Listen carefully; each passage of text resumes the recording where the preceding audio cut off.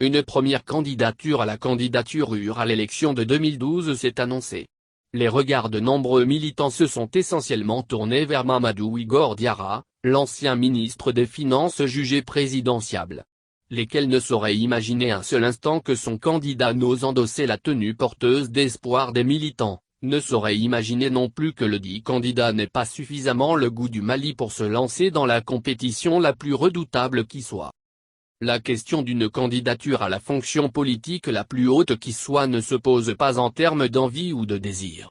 Déclarer sa candidature ne reflète pas un caprice humain, un désir de toute puissance, la seule volonté de s'opposer à un autre, car le candidat est aussi, voire avant tout, un compétiteur. La lettre d'appel à candidature vient juste d'être envoyée aux sections et je souhaite en effet que le processus de désignation se déroule dans une bonne ambiance et en toute transparence comme c'était le cas sous la présidence de notre regretté président Cissé. Je ne vous cache pas que certains militants à la base ont souhaité ma candidature dans de nombreuses sections et plusieurs voient le désir souvent même en dehors de mon parti. Avec humilité, je suis très honoré par ces appels qui confirment une espérance de me voir porter une démarche de rassemblement victorieuse. Mais on ne prend pas ces décisions seul et facilement car j'ai déjà été candidat et sais quelle capacité de rassembler indispensable cela requiert et quel sacrifice demande la quête de la magistrature suprême d'un pays.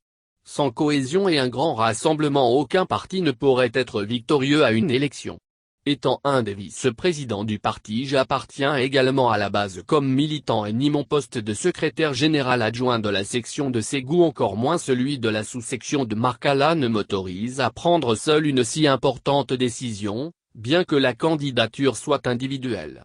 Avant d'arriver au bain, actuellement la question est d'actualité au niveau des sections du parti et nous aurons donc le débat dans ma circonscription à Ségou et vous serez avisés de ce qui en sortira très prochainement.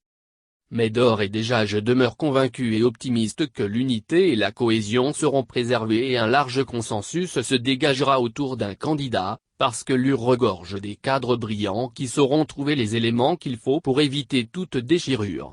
Car le souhait de tous les militants convaincus est de remporter la présidentielle prochaine pour non seulement honorer la mémoire de Soumaïla Cissé, mais aussi et surtout sortir le Mali de la gravissime crise a indiqué Mamadou Igor Diarra. La formation politique va jouer un rôle crucial dans ce processus de sélection et, de ce fait, se positionne en tant qu'acteur intermédiaire entre les citoyens et les représentants politiques.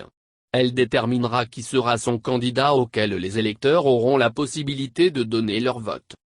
Il faudra compter sur Boubou Cissé, ancien Premier ministre et l'ancien ministre Mdamba Traoré pour une session de désignation d'un candidat unique.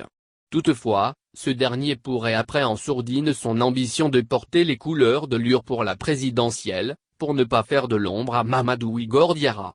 Mdamba devrait attendre encore plusieurs jours avant de confirmer ses intentions, comme pour profiter d'ici là de son statut d'arbitre.